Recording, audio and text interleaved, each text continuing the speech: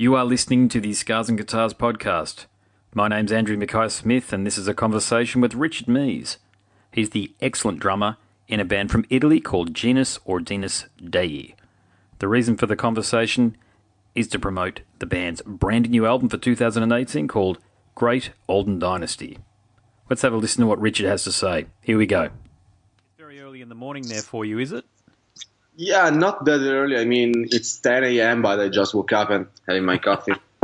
Got my peppermint tea here. Yeah, that's cool.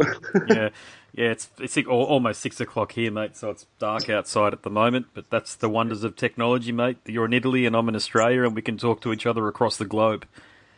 Okay, that's cool. Wonderful, mate. Mate, let's kick things off. So, look, I've been really enjoying your brand new album, and I must say I hadn't quite heard of the band before. I think I'd heard of you by reputation, but I hadn't actually heard the music. But how would you describe the brand new album? Well, I think it's more modern than the other ones because later on we used to work with Marco from Lacuna Coil, the bass player and also the composer of them. And basically he taught us on how to make a song work, basically. So we learned a lot from him, and that it's been reflected among on the other album, on Great Olden Dynasty. I mean, I think it's more mature, I think it's more modern and fresh, and the songs basically works. So it's no virtuosisms,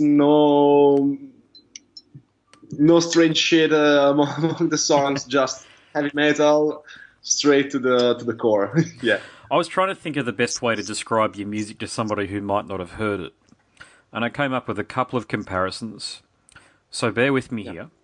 I heard Meshuggah, and then I heard mid-period, or maybe not mid-period, but late 90s, early 2000s Dimmu Borgir. How do you feel about those comparisons? Yeah, I mean, they are cool because Meshuggah, Dimmu Borgir, but also Lamb of God and Gojira are our main inspirations right now. So, yeah, we have some elements from Lamb of God, basically, because, Nick, our singer, basically just sing like Randy Blythe. Yeah. And also the orchestrations are something that reminds you of Dimmu Borgir, but also Rhapsody of Fire, maybe. Mm-hmm. Yeah. Stuff like that. And also Flash God Apocalypse. They are Italian too, and they use a lot of orchestrations, but they are more brutal, more blackish, kind of. And we are basically a modern metal band with symphonic sonorities. It's in Australia we term it's a very European sound that you've got. You know, very European, just in the way that you've approached writing music, so the way the chord changes happen. You're an excellent drummer, by the way. You're an exemplary death and black metal drummer. So well done on that one there. That really came across in the recording. So let me ask you a question about that. Did you change your approach on this album here compared to albums in years gone by, or did you do the same sort of thing, the same sort of approach? No, my drum approach has been always the same. I mean, I grew up listening to Dream Theater, Mike Portnoy. Yeah, I can hear that. Yeah, he's still my favorite drummer. And but also I've been influenced by more modern drummers like Matt Halpern from Periphery or Nick Peterson from North Lane and stuff like that. So I mixed it all together and put it in a more heavy metal and more heavy metal scenario. I mean, it's like putting Mike Portnoy in Dimmu Borgir. I'm not the kind of drummer who just blast beat all the time. I just want to be groovy, but also at the same time more fast than Mike Portnoy stuff in Dream Theater back in 2000 and stuff like that. Yeah, it's a really good comparison, actually. You're like the death metal version of Mike Portnoy.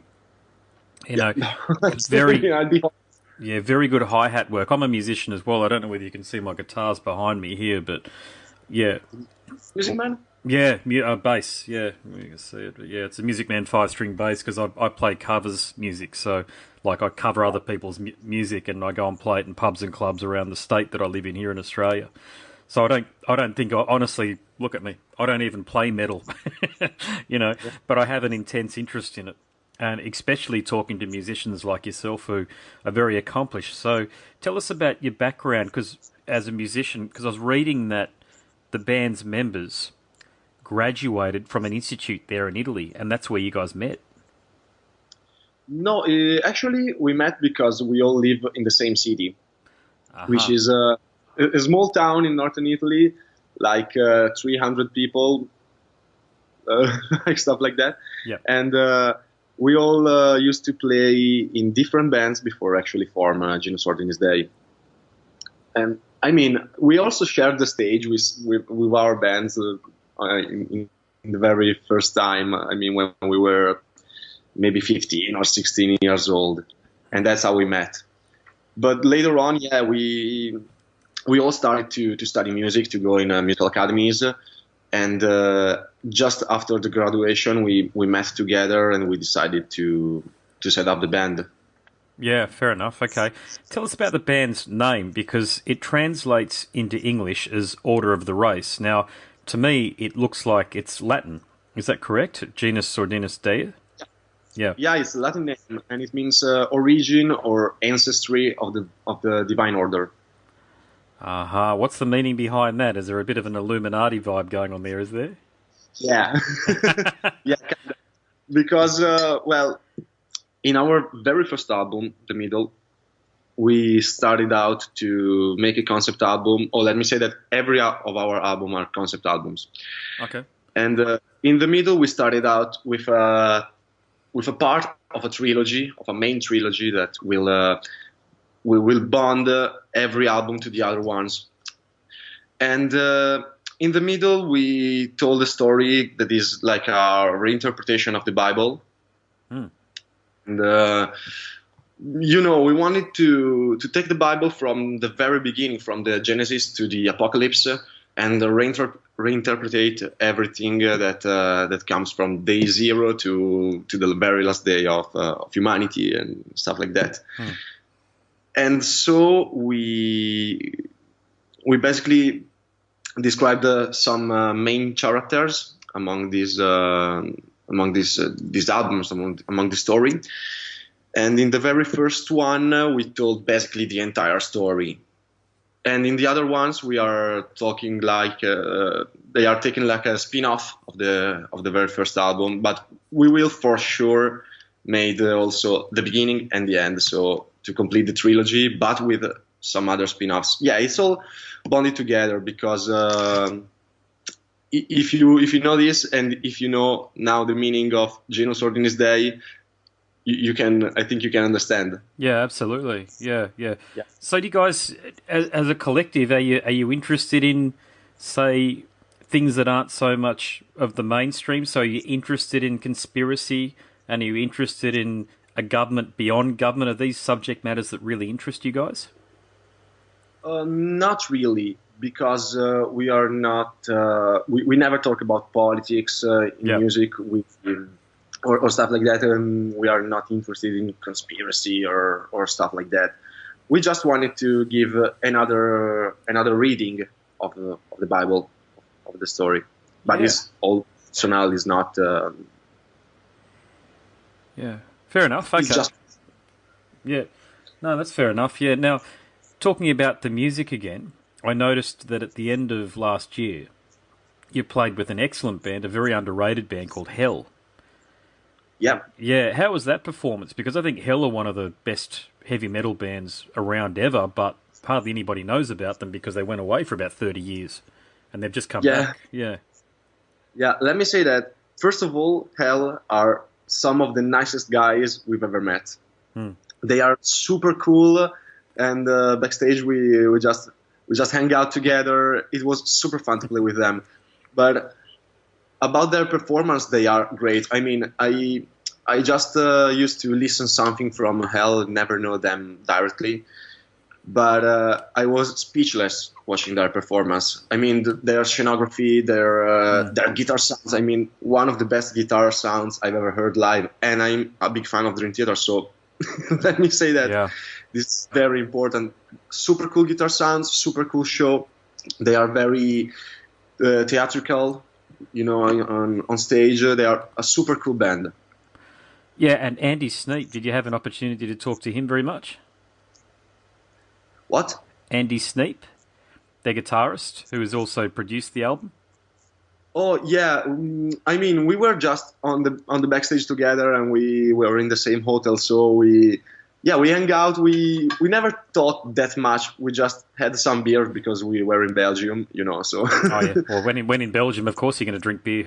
It's the beer capital of the world. It was the first time, the first thing they said when I came to Belgium. So. How did you recover from the hangover the next day? What? Sorry? How did you recover from the hangover? Or just sleeping, like 2 days. I think coming from Italy as a metal band, it's about as hard coming from Australia as a metal band. Bands in Australia find it very hard to get outside of Australia, even though we've got a lot of very vocal and loyal fans of Australian heavy metal here. Do you find the same thing in Italy? Do you find that Italian fans are very, very supportive of you?